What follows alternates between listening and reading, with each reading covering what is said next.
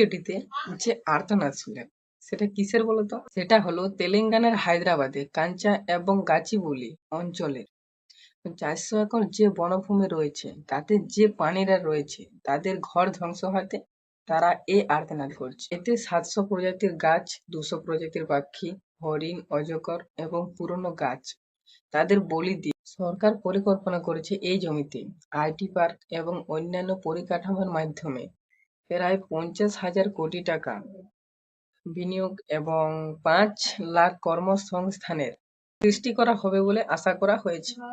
তবে কি বিভিন্ন প্রজাতির গাছ আর প্রাণীদের বলি দিয়ে শিল্প গড়ে ওঠাটাই কি উন্নয়ন? যদি একেই উন্নয়ন বলে তবে ধিক্কার জানায় তেলেঙ্গানা সরকারকে, ধিক্কার জানায় কংগ্রেসকে, যে উন্নয়নের নামে প্রকৃতির গলা টিপে ধরেছে। আর যে সকল স্টুডেন্ট এবং প্রকৃত প্রেমীরা বাধা দিতে যাচ্ছে এই কাজে তাদেরকে মিথ্যে আরোপ দিয়ে সেই জায়গা থেকে সরিয়ে দেওয়া হচ্ছে। তেলেঙ্গানার সরকার যেন উঠে পড়ে লেগেছে ওই প্রকৃতির সৌন্দর্যকে নষ্ট করার জন্য। আর এইভাবে বনভূমি ধ্বংস করতে থাকলে পৃথিবী খুব তাড়াতাড়ি ধ্বংস হবে।